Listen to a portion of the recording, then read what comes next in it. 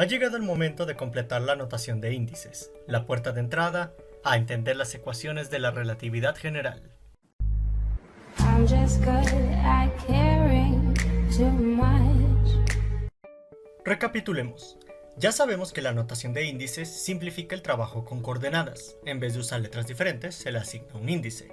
Sabemos que la convención de Einstein oculta el símbolo de suma y nos evita cargarlo a todos lados. Sabemos que los superíndices son para vectores y los subíndices para duales, y sabemos que el tensor métrico es el puente entre unos y otros. En todos los videos donde vimos estos temas hay algunas contradicciones aparentes. ¿Lo notaron? Veamos el séptimo video de la serie de relatividad. Y aunque hemos visto que a veces aparecen símbolos de suma, estos pueden ser removidos con la maravillosa convención de suma de Einstein. Lo que hace es evitar cargar con los símbolos de suma. Si aparecen dos índices latinos repetidos en la misma expresión y posición, entonces implícitamente hay una suma escondida ahí sobre esos índices. No sobre todos, solo sobre los que están repetidos. En el video del dual, el octavo de la serie, uso la convención de Einstein, pero aquí los índices son griegos. Hay uno arriba y uno abajo, cuando dije antes que para activar la convención de Einstein debían ser índices latinos y en la misma posición. ¿Qué está pasando? Bueno, aquí va un dato vital. Los índices latinos solo se utilizan para representar coordenadas espaciales, las X, Y y Z de toda la vida, en el espacio plano con métrica plana. También se reservan para las componentes espaciales de un 4 vector con métrica de Minkowski. Es únicamente con índices latinos que la convención de Einstein funciona cuando están en la misma posición y son iguales.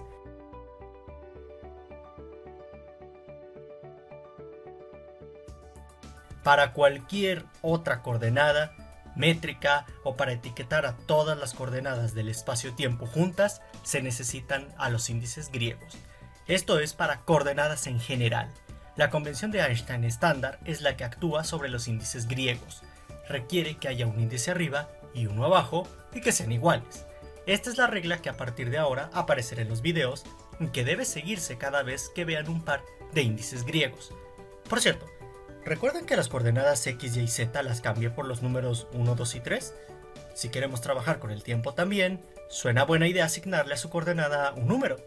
A mí me gustaría que fuera el 4, de hecho así fue un tiempo, pero como en los 4 vectores el tiempo va al principio, se decidió que la cuarta coordenada, CT, llevara el índice 0.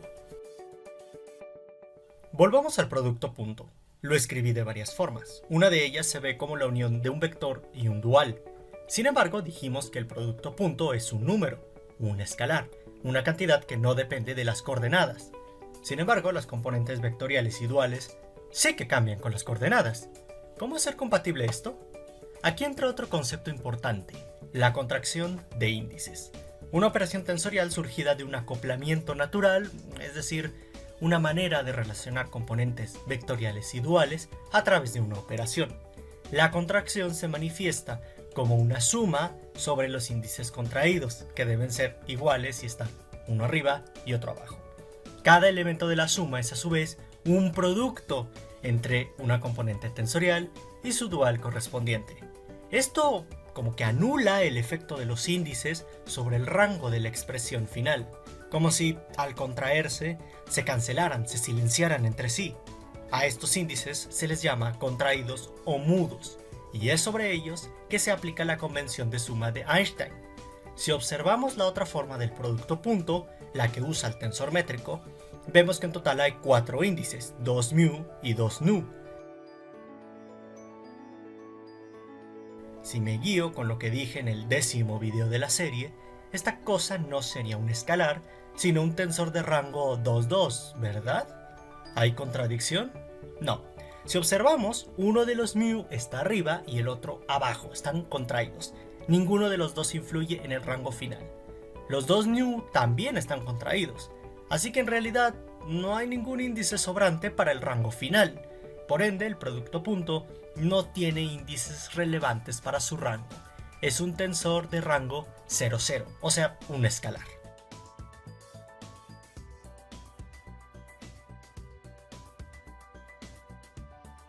Esta expresión de aquí tiene 5 índices, Pero si vemos bien, los índices mu están contraídos, así que esos son mudos. Los demás índices, los que no están contraídos, se llaman índices libres, y esos sí repercuten en el rango.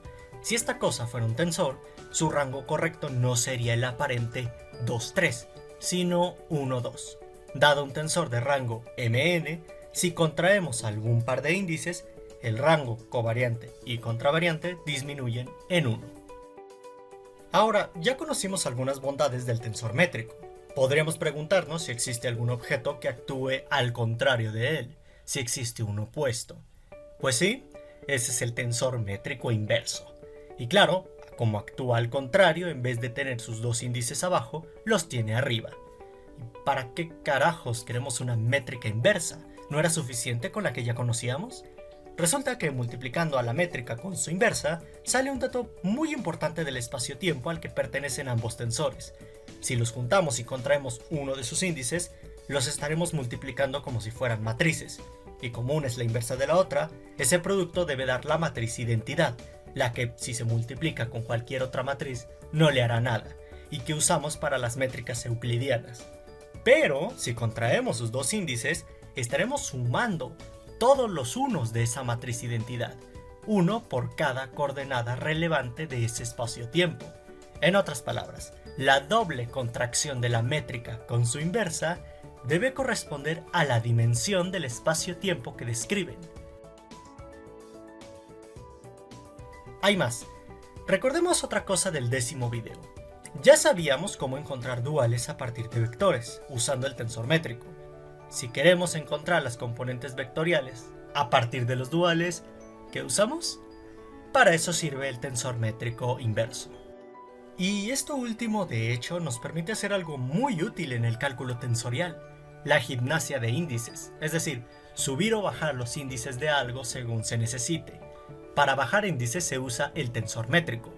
Para subirlos se usa el tensor métrico inverso. Hay dos vías de uso. Aplicar directamente el tensor métrico para mover el índice. Esta se usa para modificar una ecuación. Nos lleva al futuro a conocer cómo se verá el objeto después de aplicar la métrica. La otra vía es reescribir una expresión existente, desdoblando, por así decirlo, un tensor métrico, para hacer aparecer un índice en la posición que deseamos. Esta se usa cuando no puedes trabajar con algo más que lo que ya tienes. Esto te lleva al pasado, a conocer cómo se veía el objeto antes de ser afectado por una métrica. Ya podemos encontrar una explicación al por qué a diferentes medios parece importarles un pepino en dónde ponen los índices. Y es que en la métrica euclidiana, el tensor métrico es la matriz identidad. Por ello, las componentes vectoriales y duales en los espacios planos euclídeos son exactamente iguales, por lo que en este y solo en este caso particular, da igual si se ponen los índices arriba o abajo.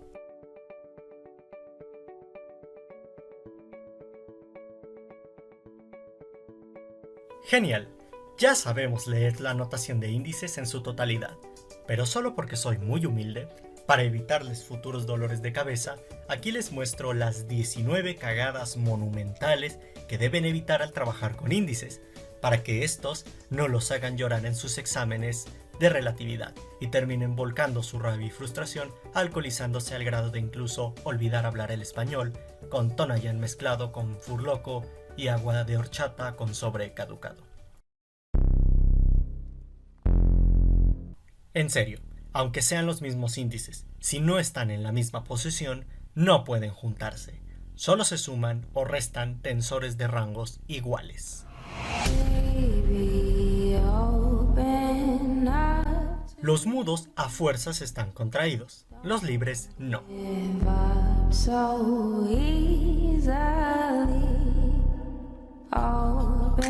No, simplemente no. Los tensores métricos no están de adorno. There's more to our story. Baby, open up to me. Don't give up so easily. Open up your eyes and see. There's more to our story. Supongamos que necesitan ver esta cosa con su índice arriba. No tienen una ecuación de apoyo, solo pueden trabajar con lo que ya tienen. Entonces se toma la vía de reescribir, haciendo aparecer una métrica en vez de agregarla. Hacer aparecer métricas es como ver al pasado, ya dijimos. El asunto funciona así. Esto tiene su índice mu abajo. Quiero ver al pasado, antes de que fuera bajado, antes de que un tensor métrico lo bajara. Entonces debo escribir una métrica y mi objeto antes de ser afectado por ella, o sea, mi objeto con un índice arriba. Así se debe desdoblar. ¿Y qué índices debo poner? El índice que estaba abajo era mu. Ese mu debe estar presente en la métrica, porque la existencia de ese mu abajo es culpa de la acción de la métrica. Los otros dos índices están uno arriba y uno abajo, por lo que deben de ser mudos. La cagada consiste en que muchos novatos usan para los índices mudos la misma letra que estaba en la expresión original, en este caso mu. Haciendo esta marranada, ahora tienen un monstruo con 3 índices iguales. ¡Felicidades! Han echado a perder la expresión. Ahora ya no se sabe cuál contrae con cuál. Así, cuando se hagan aparecer índices mudos, deben tener una letra que no se haya usado antes, y los mudos se pueden renombrar, no pasará nada mientras no repitamos letra.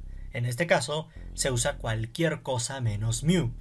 Noten que cuando tomamos la vía de reescribir, sí logramos ver a nuestro objeto con el índice arriba, pero no conservará la letra de su índice. Su letra original debe estar en la métrica. Y noten que antes y después del desdoblamiento, los índices libres se mantienen. Ninguna expresión indicial irreducible puede tener más de 2 índices contraídos usando la misma letra. Miren esta expresión. Se ve fea, pero al menos entienden dónde están las contracciones. En cambio, vean esta basura. Ya no puede saberse dónde se aplica la convención de suma. Y ojo, en general, el orden de los índices en los tensores importa, así que no se pueden combinar como sea. La única ocasión donde puede haber más de 2 índices repetidos es cuando nos referimos a una componente y coordenada en específico. Si pueden tomar la vía de agregar métricas para subir o bajar índices, por favor asegúrense de en serio hacerlo. Queremos subir este índice psi, por ejemplo. Hay que agregar un tensor métrico inverso, ese es el que sirve para subir. Y se logrará si la métrica inversa tiene un índice psi en la nueva posición deseada, o sea, arriba. Vean que estos índices psi están contraídos, se aniquilan entre sí, están emparejados de una manera tóxica. Pero el otro índice de la métrica inversa no puede ser psi también, queremos evitar la cagada 4. Así que usaré gamma. Los psi se mueren, el ganón sobrevive, y ahora es el índice que sobra, es el que estuvo de chismoso en la contracción tóxica. Gamma, ese es el que se quedará arriba.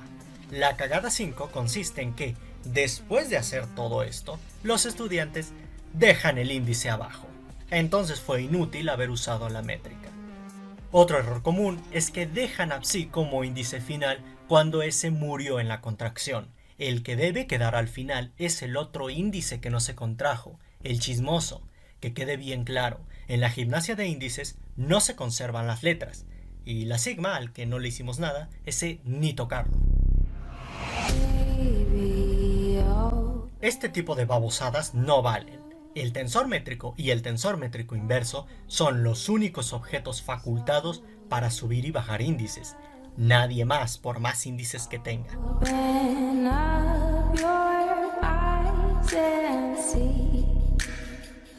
No importa realmente dónde pongan la métrica en la notación de índices. Ojo, que yo sepa o haya visto. Si alguien puede desmentirlo, dígame por favor.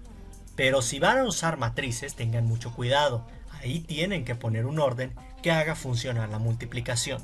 Una gran ventaja es que el tensor métrico es simétrico, es decir, en sus índices no importa si los ponen en un orden o en otro. En matrices significa que si intercambian renglones por columnas, no pasará nada.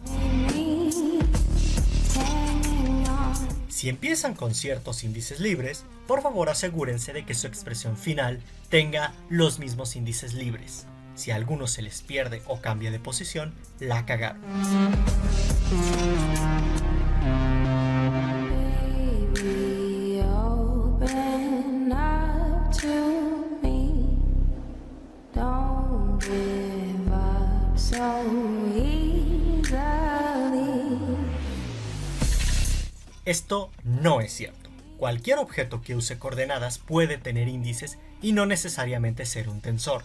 Ya vimos las reglas para que algo sea o no tensorial. Observen esto. ¿Pueden sumarse? Aparentemente no, porque no tienen los mismos índices. Pero dijimos que los índices relevantes para el rango son los índices libres. Esos sí son iguales y están en la misma posición. Cierto, los mudos son de diferente letra, pero como son mudos, realmente no importa qué letra estemos usando en ellos. De todos modos, no tienen efecto en el rango final del tensor, están contraídos, así que puedo nombrarlos Rho como mu, y ahora sí, tienen los mismos índices y los podemos sumar. Este paso de renombrar es a menudo el lugar donde muchos estudiantes se atascan. Cuando calculamos los duales en el video de la métrica, deshice la convención de Einstein, sumando todos los valores que los índices podían tomar. A muchos estudiantes se les olvida que esto tiene una suma.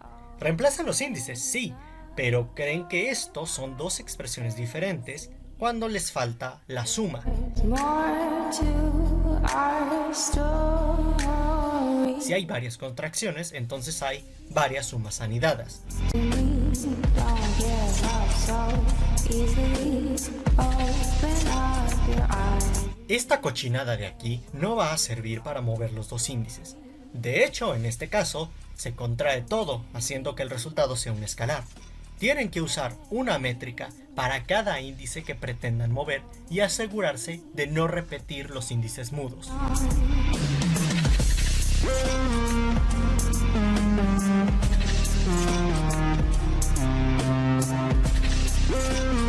Pareciera un detalle nimio, pero es muy peligroso. Observen este tensor. El primer índice, mu, está arriba, el segundo, nu, y el tercero, xi, están abajo, pero hay un espacio al principio, no está todo amontonado a la izquierda. Dejo ese espacio indicando que ya hay alguien ocupándolo, aunque esté arriba, y después pongo a nu y a xi. Y es que si decido bajar mu, sabré que debo ponerlo en el espacio de abajo, el que está reservado. Si está todo amontonado a la izquierda, no tengo ninguna pista de dónde debo poner los índices tras moverlos. Pudieran ser válidas todas las opciones, pero hay tensores que no son iguales si la posición de sus índices cambian, haciendo más probable terminar cagándola. Por eso, en esta expresión hay un gigantesco espacio aquí abajo. Si usan un tensor métrico para subir o bajar índices, asegúrense de ya no ponerlo en la expresión final. Ya cumplió su objetivo, déjenlo descansar en paz.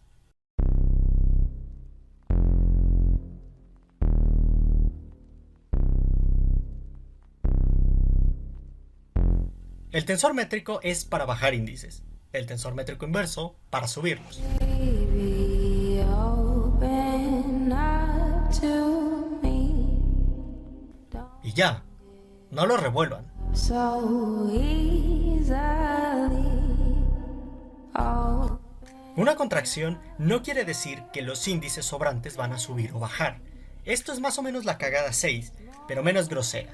Si ven esto, no quiere decir que el resultado sea esto, no hay que ser sucios.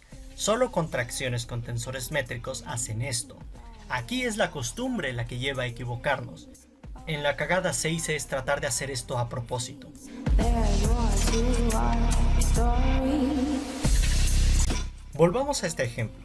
Al renombrar usé mu para hacer que las expresiones coincidan. Pero ¿no se supone que la cagada 4 me dice que no repita índices mudos más de 2 veces? Ahora tengo 4 mus. Contradicción. No. A ver, detengan la funa. No puede haber más de 2 índices mudos iguales en el mismo término tensorial. Pero donde hago el renombramiento es en otro término diferente. En este segundo término no hay ninguna otra mu, por lo que puedo usar esa letra. Lo malo es que se me haya ocurrido usar nu o alfa, porque esos sí están presentes en este término. Recuerden que la presencia de signos más o menos implica varios términos. Hay que evitar la cagada 4, sí, pero en el lugar correcto. Dije que esto es un escalar porque tiene todos sus índices mudos, así que al final su rango es 0, 0. Pero cuando construí la definición de tensor como aplicación lineal, al escribir los vectores usé esto.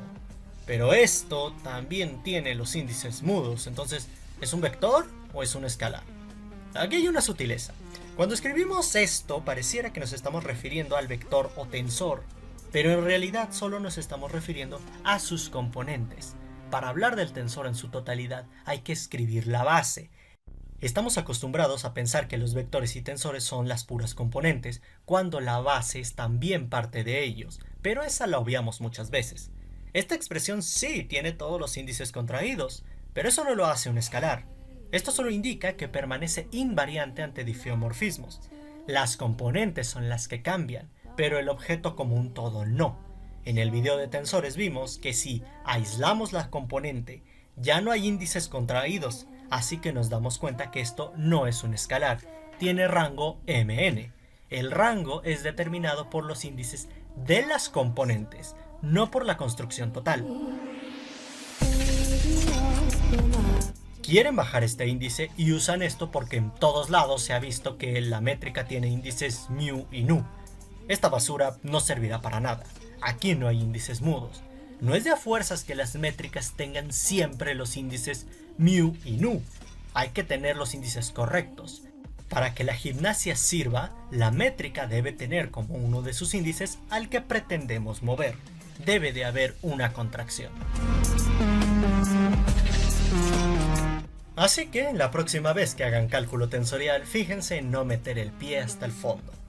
Y con esto finaliza lo último de contexto que faltaba para avanzar en la comprensión de la relatividad general, y lo necesitaba para tratar el siguiente tema. Ya hablé de cómo la ecuación del amor no tiene nada que ver con el entrelazamiento cuántico. Entonces, ¿qué dice en realidad? Ya lo veremos. Let it go.